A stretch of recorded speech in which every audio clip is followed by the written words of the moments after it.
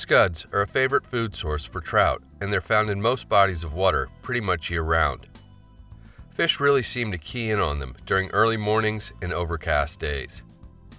Here's a quick and easy version of a scud that works remarkably well. I'm going to start with a Dai-Riki number 125 size 16 emerger hook. Once you get the barb mashed, secure the hook in your tying vise at a steep angle. You'll see why in just a minute. Load a bobbin with orange thread, the brighter the better. Here, UTC 70 Denier in fluorescent orange. Get your thread started on the hook shank about halfway into the bend and take a few wraps rearward before snipping or breaking off the tag.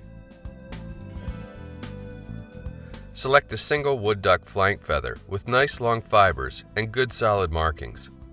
Strip off most of the lower fuzzy fibers, and while keeping the tips roughly aligned, pull down 20 or so from one side of the stem, and then strip them free. With your tying scissors, cut the very butt ends off square.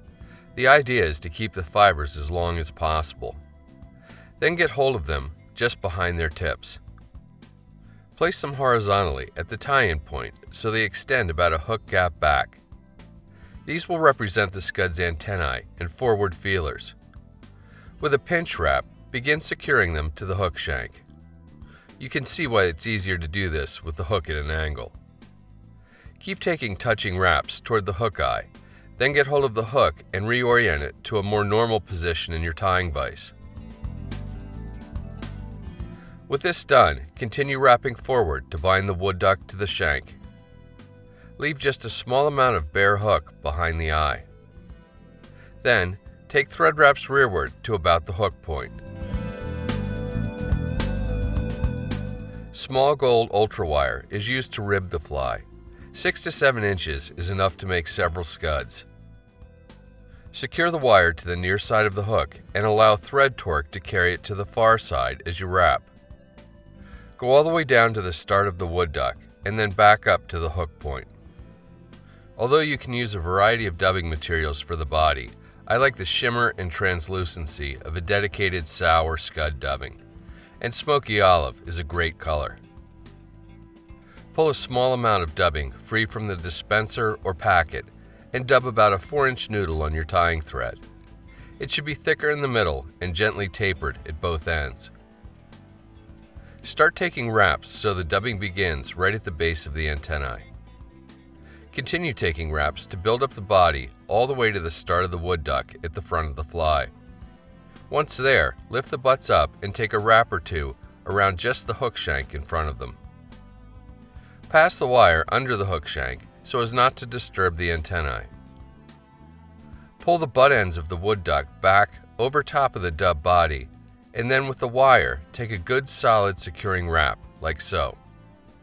Once you've got the fibers pinned down, continue taking open spiral wraps to segment and compress the body. When you reach the tying thread, take 3 or 4 tight wraps to anchor the wire, and then using your bobbin nozzle as a brace, helicopter to break the wire off close. You can then do a 4 or 5 turn whip finish and snip or cut your tying thread free. Reach in with your scissors and being careful not to snip off the antennae, trim the wood duck butts, leaving a short length behind the first wrap of wire. To help with durability, I like to apply plain old Sally Hansen's to the wood duck fibers and the thread wraps and allow it to sink in and dry for a minute or two. The next step is to brush out the dubbing on the underside of the hook shank to form the scud's legs and feelers. If a little strip of Velcro isn't doing it for you, try going old school and picking it out with a dubbing needle, which works remarkably well.